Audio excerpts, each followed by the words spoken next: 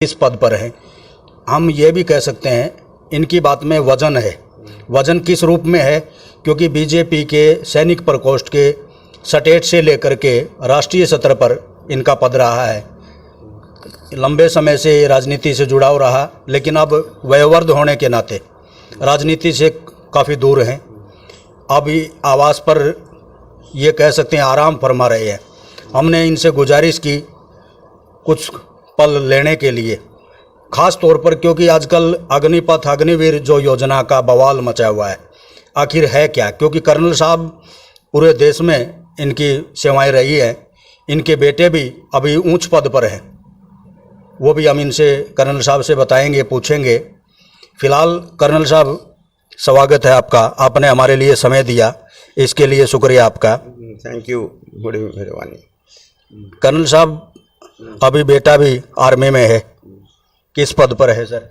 बेटा है major general का रैंक है और ईस्टर्न कमांड में प्रेजेंट अब सर्विस कर रहा है। हेडक्वार्टर ईस्टर्न कमांड में है जो अब सर्विस कर रहे हैं। आपने लगभग कर्नल साहब कितने साल आर्मी में सेवाएं दी? मैंने आर्मी के अंदर 29 साल सेवा दी है। हाँ। आपका एक लंबा अनुभव है आर्मी में, एक अच्छी मजबूत पकड़ हम कह सकते हैं। और ख़ास तौर पर राजनीति की बात करें तो बीजेपी में आपने प्रदेश स्तर से लेकर के राष्ट्रीय स्तर पर पद संभाला है। रक्षा मंत्री जसवंत सिंह होते थे, उस दौरान से आपकी मुलाकात उनसे थी। जिस समय गुजरात के मुख्यमंत्री नरेंद्र मोदी जी होते थे, उस दौरान से आपकी मुलाकात होती थी। यानी कोई बीच में थर्ड पर्सन नहीं होता था, डायरेक्टली आपके संबंध थे। और एक हम ये भी कह सकते हैं आर्मी में ऑफिसर होने के साथ साथ एक जाट नेता के रूप में भी आपको एक हंसी मजाक के रूप में नेता मान के चलते थे। जब नरेंद्र मोदी जी आपसे मुलाकात करते थे तो पूछते थे भाई जाट नेता कर्नल साहब आ गए हैं, क्या सच है सर? हाँ, सच ही बोलूँगा मैं, सच ही है।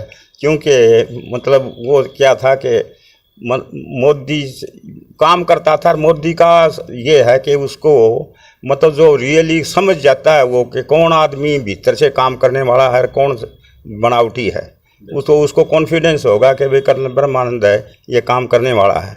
तो मोदी का एम ये होता है कि एकदम पकड़ हो जाती है उसकी कि असली काम करने वाला, असली फेवरेबल आदमी कौन है जो कि काम कर सके देश के लिए और पार्टी के लिए।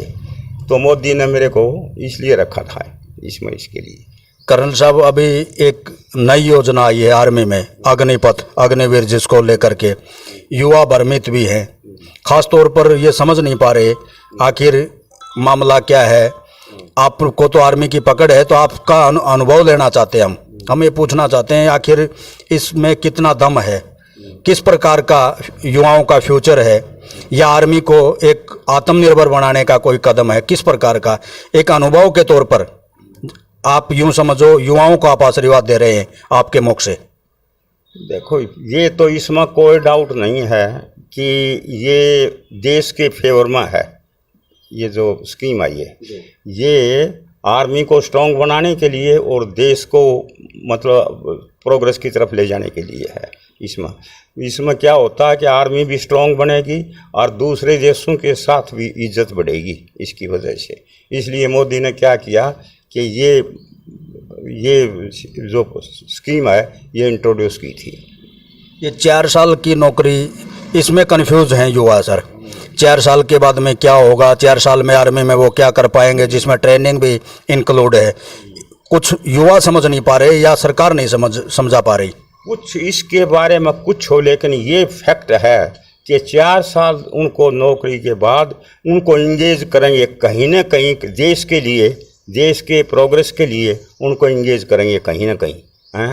अब मैं भी स्टेज पर नहीं कह सकता कि उनको असली जो स्पेसिफिक जॉब क्या दी जाएगी, लेकिन ये है कि उसको देश के लिए मतलब इसलिए फौजियों को किया, मतलब सर्विंग पर्सनल या सर्विसमैन को कि भाई ये वो है फौज में करो, इसको इसलिए किया। कर्नल साहब ये किसी अन्य देश का कोई आइकॉन के रूप में मान के चल रहे हैं, इजराइल का जैसे बार बार में चर्चा जिक्र है।